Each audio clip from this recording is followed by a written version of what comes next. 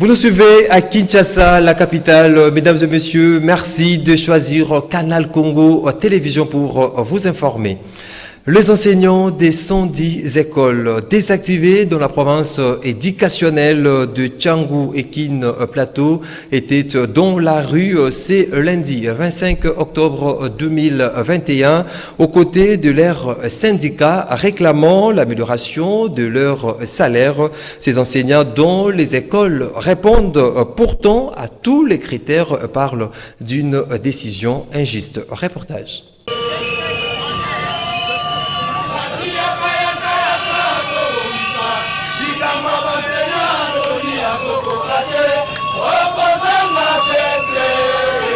Parmi le groupe d'enseignants associés à leur syndicat qui était dans la rue ce lundi 25 octobre 2021, figure le groupe d'enseignants des 110 écoles désactivées dans la province éducationnelle de Tchangou et Kin Plateau.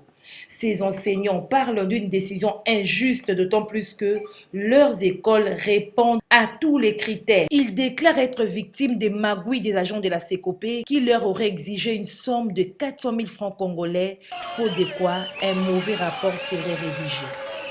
Mécontents, ces enseignants désactivés et tous les autres qui réclament l'amélioration de leurs conditions salariales ont manifesté à travers cette marche partie du rond-point Bongolo jusqu'au palais du peuple. Une marche réprimée par la police qui a usé des gaz lacrymogènes ayant fait de victimes un enseignant blessé grièvement. Non blessé à l'aide d'une balle au niveau de la tête.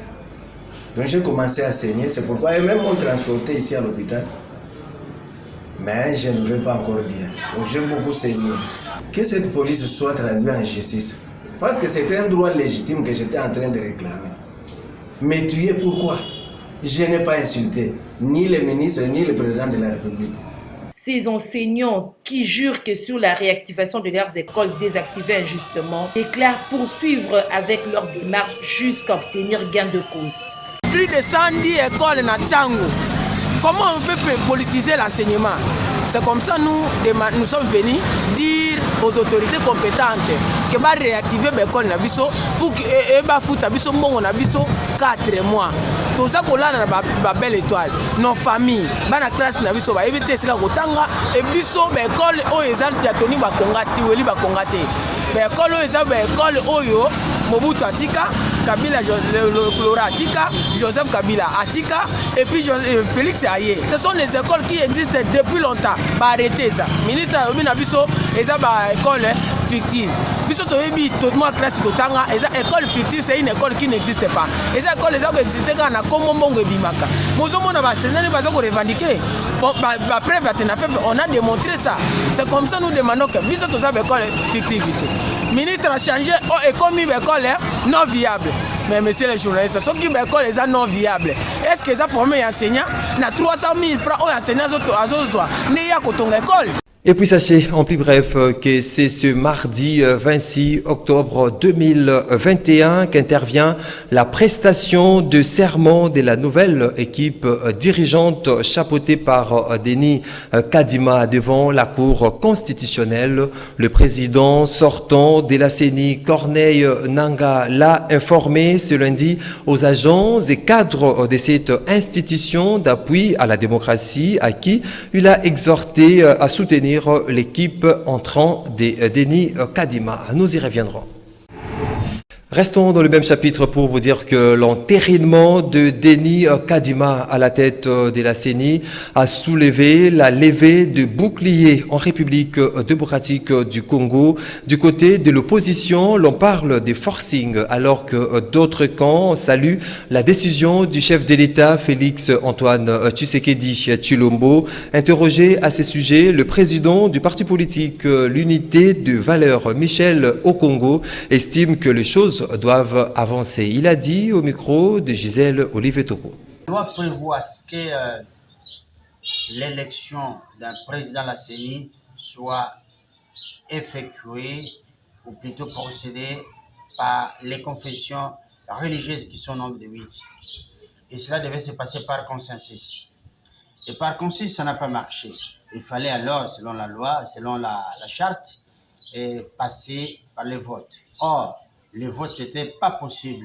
Nous avons vu combien de fois ils ont eu à demander Donc les confessions religieuses ont eu à demander un délai supplémentaire auprès de l'Assemblée nationale.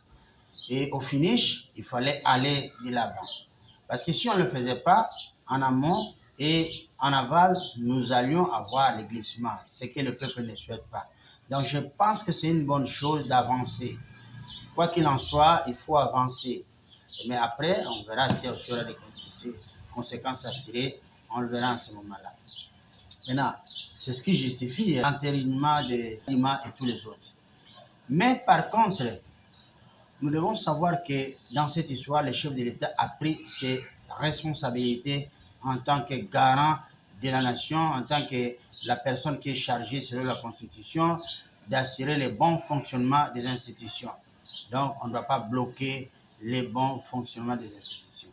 Alors, la suite, lorsque les politiques veulent s'organiser pour s'exprimer, je crois que tout cela, nous entrons dans un processus démocratique et que chacun puisse s'exprimer librement et que chacun puisse trouver un mode d'expression qui soit acceptable par la Constitution. Donc, il n'y a aucun mal à ce que les partis puissent s'organiser. Tous, nous nous sommes prononcés, nous nous sommes exprimés d'une manière ou d'une autre. Donc, l'expression de toutes ces tendances politiques est une chose possible et recommandable par la Constitution. L'investiture de membres du bureau de la CENI par ordonnance présidentielle s'est opérée dans la précipitation, estime l'analyste politique Loulou Douli Moutou. Ces derniers émet une crainte quant à la mise en place du nouveau bloc de l'opposition, composé notamment des CALCC, la MOCA, Front commun pour le Congo FCC et de l'Ensemble pour la République. Émile Mouyaya l'a tendu le micro. L'investiture des membres du bureau de la CENI par l'ordonnance présidentielle est commentée différemment. Pour l'analyste politique Loulou Dilou, c'est un travail opéré dans la précipitation du fait que le point de vue d'un grand nombre n'a pas été pris en compte. Avoir son temps et au besoin même demander à la Cour constitutionnelle. Vous comprenez? Et il devrait aussi se référer même à notre démarche pour renvoyer les deux groupes G2 et G6, les renvoyer peut-être pour qu'ils puissent, n'est-ce pas, avoir le temps de se mettre d'accord. Ce sont eux qui sont filtrés. Il devait quand même les recevoir et passer son message directement.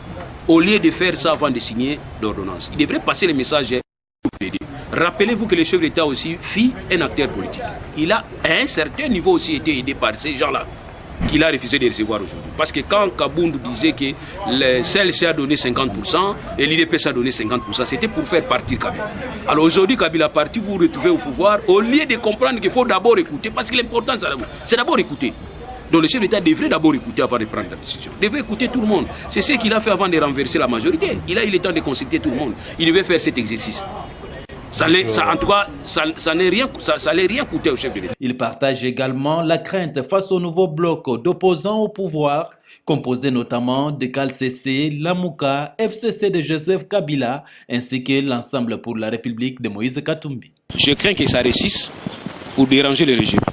Et je crains que ça ne réussisse pas parce qu'il Fayoulou veut que cette force soit autour de lui. Voilà ce que moi je crains.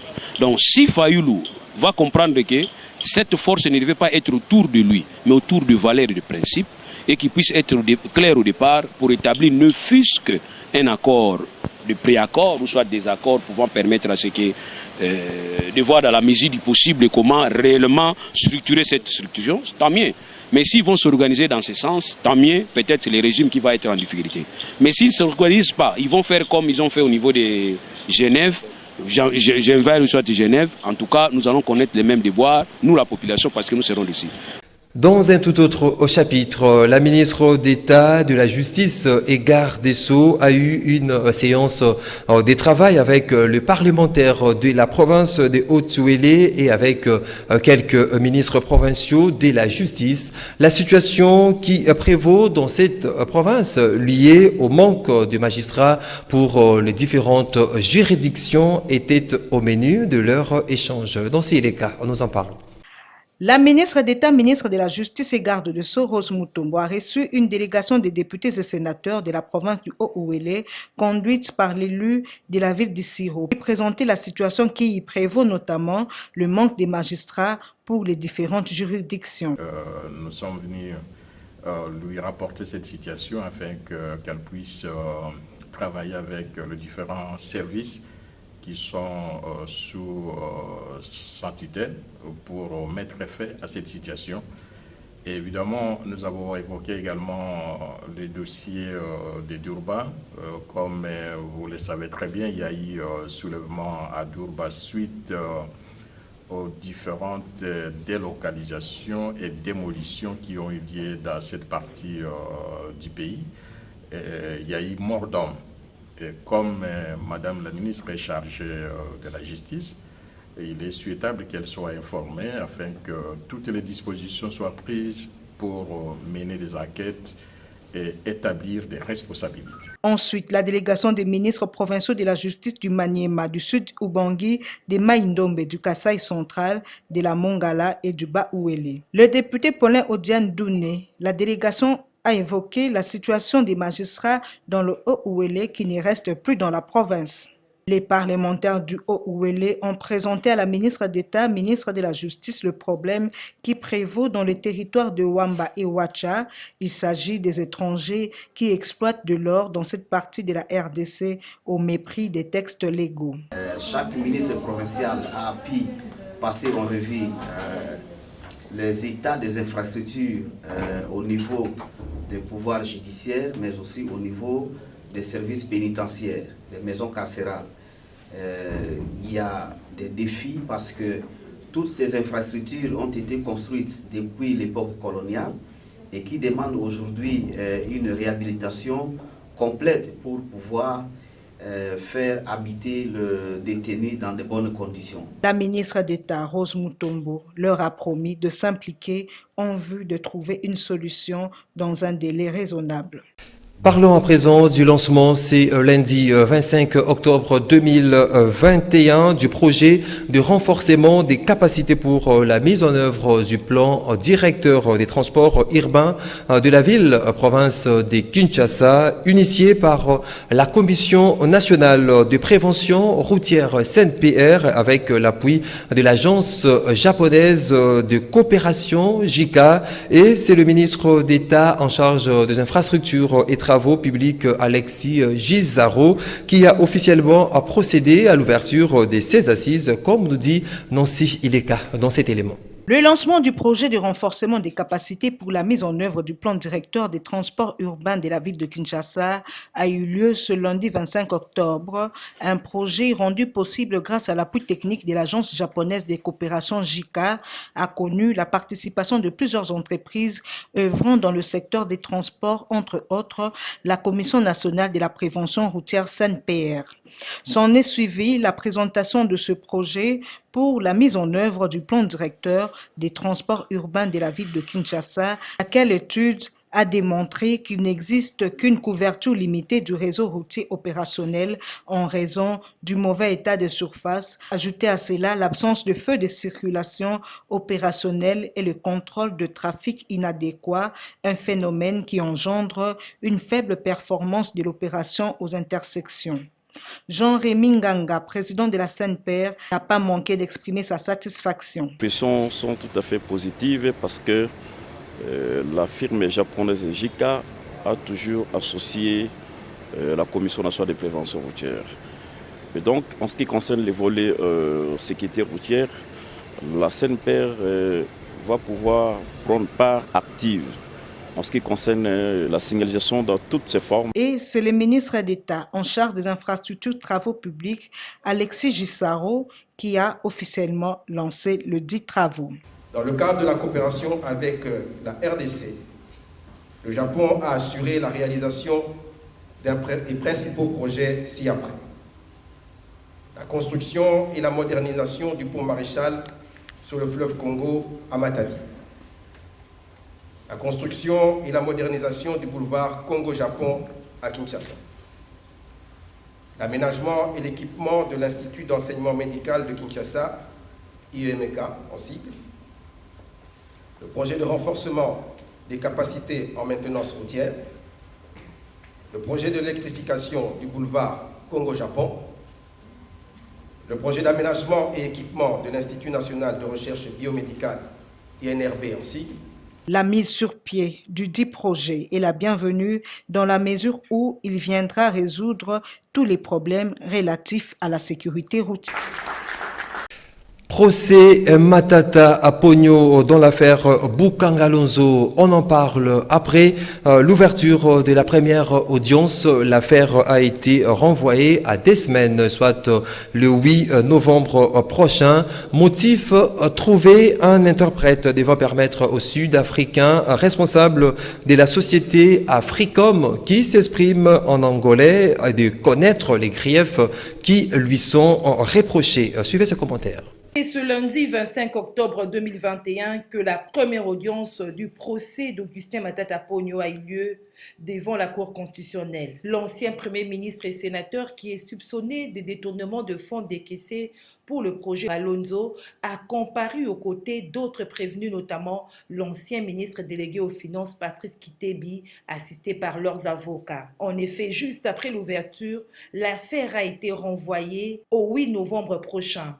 Une décision motivée en croire le président de la Haute Cour par la nécessité de trouver un interprète devant permettre aux Sud-Africains responsables de la société Africom qui s'expriment en anglais de connaître les griefs qui lui sont reprochés. Matata Aponyo, ancien Premier ministre sous Joseph Kabila, devra s'expliquer devant la Cour constitutionnelle sur l'échec du projet Boukangalonzo qui a coûté à l'État congolais plus de 285 millions de dollars.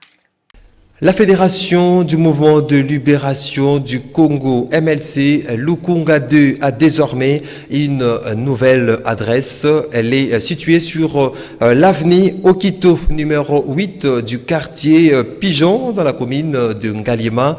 L'inauguration de cette fédération, chapeautée par le président fédéral Sito Mondombele, a eu lieu le dimanche 24 octobre 2021. Nancy Leka. Pas une parcelle sans le mouvement de libération du Congo. C'est dans cette logique que le parti politique cher à Jean-Pierre Bemba Gombo est en train de gagner du terrain à Kinshasa, la capitale, tout comme à l'extérieur du pays. C'est ainsi que la fédération du MLC Lukunga 2 a procédé le dimanche 24 octobre 2021 à l'inauguration de son siège social situé sur l'avenue Okito numéro 8 au quartier Pigeon dans la commune de Ngaliema. Cette cérémonie haute en couleur a connu la présence de plusieurs cadres et militants de ce grand parti de renom. Motif de satisfaction totale pour son président fédéral, Sito Mondombele. Avoir un siège aujourd'hui, c'est que nous sommes mis en position pour préparer les élections de 2023 en respectant les mots d'ordre du président national qui nous avait enjoint d'être visible sur toute l'étendue de la ville de Kinshasa. Voilà, c'est une grande joie et une grande responsabilité. Une joie et des responsabilités. Parce qu'avoir un siège comme ça, il faut le faire fonctionner régulièrement. Et puis, ça veut dire que nous nous rangeons en nombre utile pour les échéances futures.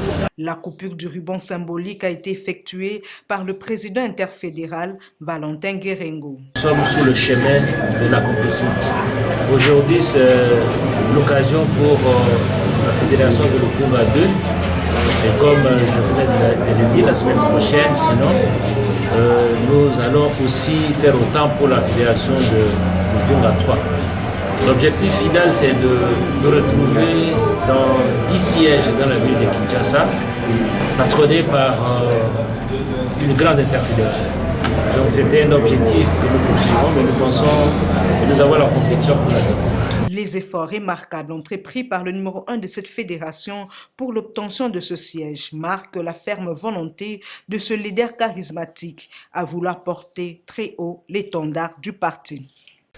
En santé, les vaccins Johnson capables de lutter contre la pandémie de Covid-19 est arrivé à Kinshasa le week-end dernier. La vice-ministre de la Santé publique, Hygiène et Prévention, accompagnée de la directrice du programme élargi de vaccination PEV et du responsable de l'UNICEF, étaient à l'aéroport international de Njili pour réceptionner un lot important de ces vaccins. Suivez. La République démocratique du Congo a reçu, par le biais de la vice-ministre de la Santé, Véronique Kilumba, le vaccin Johnson qui lutte contre la COVID-19.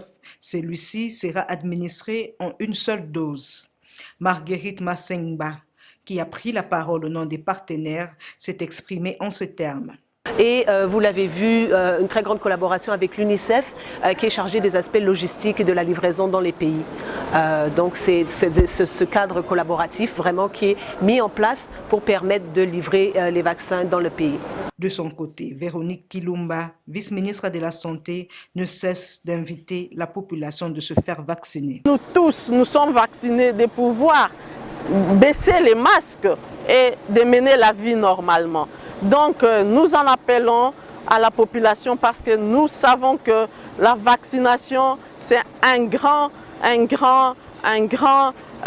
pas par rapport à la lutte contre la pandémie. Donc nous demandons vraiment que tout le monde puisse adhérer à la vaccination.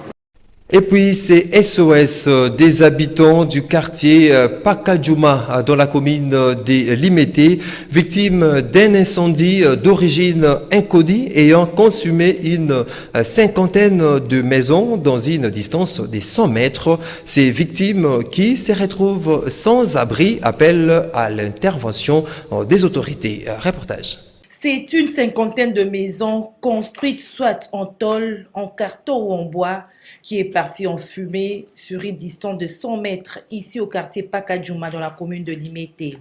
Les victimes de cet incendie d'origine jusque-là inconnue, qui déclarent avoir perdu tous leurs biens matériels, se retrouvent sans abri. Ils passent la nuit à la belle étoile. D'où appelle-t-il à l'intervention des autorités?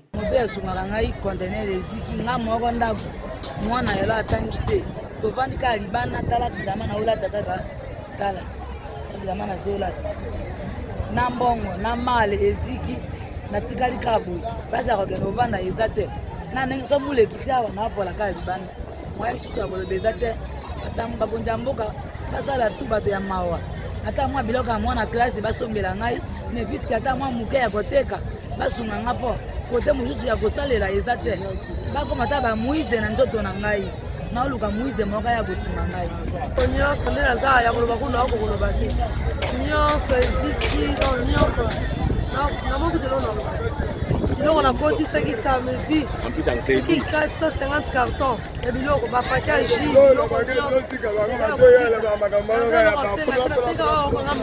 ata na contener ata ya mwa moke basombelanga ngamona ebona kodebule moto eyeli biso ebandaki na 29 na famille tomoni kaka moto na place ebimeli eyebani te moto ebandi kozikisa biso elandi titititi ntango nimokoma ababike bokwesaka ndako te moto ekokoepalutina na polisi na ndongo moninga natikalika ndenge naza boye biloko na nga nyonso ayi eske eza mpenza bango vota bango te yango nalobi bakonza mboka badepute baministre batali biso mpe likambo oyo na ndenge biso bandako eza na se kwa biso bakipe biso na eloko. Heureusement qu'aucune perte en vies humaines n'a été enregistrée. Pakadjouma, il faut le dire, est un quartier célèbre car la majorité des femmes qui y résident exercent le plus vieux métier du monde. Et puis sachez que l'artiste musicien Kofi Olomide s'est présenté ce lundi devant la cour d'appel de Versailles en région parisienne au premier jour de son procès pour agression sexuelle et séquestration sur 4 de ses danseuses entre 2000 et 2006. Nous y reviendrons. Parlons sport à présent. 3 des 4 clubs congolais engagés aux interclubs de la CAF, à savoir le tout-puissant Mazembe, l'AS Vecleb et Maniema Union, ont été éliminés. Les TP Mazembe déversés à la CAF, c'est le Daring Club Motema Pembe d'SMP qui a sauvé l'honneur de la République démocratique du Congo en battant en aller comme retour les clubs rwandais. Le point avec Jean-Michel Mokadi. Des illusions totales pour 3 des 4 clubs congolais engagés en Coupe d'Interclub de la CAF, saison 2021-2022. Des 4 ambassadeurs dans les compétitions africaines, celle dans un club Motema Pembe a sauvé l'honneur du pays des léopards. Les grands tout-puissants Mazembe et les Maniema Union ont été éliminés mais sont déversés dans une autre compétition. L'AS Vecleb dit adieu aux interclubs. Ça a été d'abord mal parti vendredi après-midi lorsque les Dauphins Noirs, déjà battus au match aller 2-1, ont été tenus en échec, un but partout, par Marumo Galant au Stade des Martyrs. Les Moscovites, qui menaient au score depuis la 22e minute de jeu grâce au but de Jacques Mangoba et se croyaient déjà qualifiés, ont vu leur destin chavirer à la dernière minute des temps complémentaires lorsque les Sud-Africains, par une action presque anodine, égalisent les scores. Les Dauphins passent à côté de leur objectif de la saison dans cette compétition de la Coupe des Confédérations de la CAF. Et pendant que tout le monde attendait les grands tout-puissants Mazembe samedi 23 octobre à Kamalondo, ce sont les Zoulous qui se sont fait grands. Le club sud-africain d'Amazulu trouve sa chance grâce à son but marqué dans les 15 dernières minutes de la première période et jouera à la défensive en deuxième mi-temps, bien que dominateur. Les joueurs du tout-puissant Mazembe sont restés improductifs devant les buts adverses et ne trouveront les chemins défilés que dans les derniers instants du temps additionnel par Adam Bossou pour faire le but partout. Avec ces scores, les Corbeaux ont laissé tomber leurs plumes sur leur propre terrain et quittent la destination de la Ligue des Champions pour la Coupe des Confédérations. Même destination pour les Maniema Union de Kindu qui est allé perdre 0-2 en Afrique du Sud sur le terrain des Mamelodi Sundowns.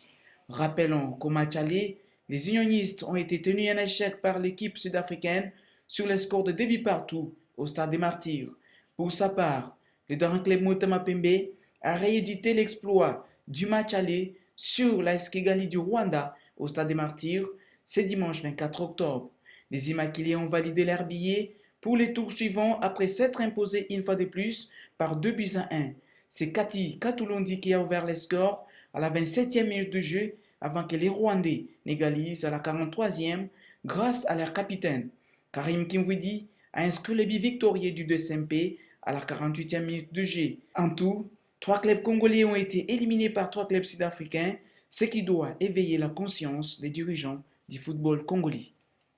Lisons à présent le journal paru ce lundi 25 octobre 2021 à Kinshasa. Revue de presse. Débutons ce tour d'horizon des journaux avec ces titres à la une de la tempête du tropique. Élection en 2023. Denis Kadima s'engage à respecter le processus. Denis Kadima Kazadi, cité par les tabloïds, a réagi à travers son compte Twitter dans un langage conciliant. Les désormais successeurs de Corneille Nangaa remercient le président de la République pour l'avoir investi en ces jours qu'il considère mémorables. Denis Kadima a également remercié toute la population congolaise à qui il a promis un processus électoral crédible, transparent et apaisé, et surtout le respect des délais constitutionnels. Exigence des postes à la CENI par Katumbi, Augustin Kabouya a menti, s'exclame Congo Nouveau. Ce que M. Moïse Katumbi fait, c'est du chantage. Je profite de l'occasion pour lui dire qu'il doit dire la vérité à ses collaborateurs car on ne peut pas diriger les gens sur le mensonge. M. Katumbi avait dépêché sa délégation ici, composée d'Olivier Kamitatou et Salomo Kalonda, avec un message disant que nous ne sommes pas contre la personne de Kadima, comme président de la CENI, mais à condition que les postes du premier vice-président de la CENI puissent nous revenir, a dit Augustin Kabouya. Une version renchérit la source, loin d'être vraie. Selon une source proche de Moïse Katumbi, le secrétaire général de l'UDPS a menti. Nous avons insisté sur le consensus pour la constitution du bureau de la CENI, conclut le journal.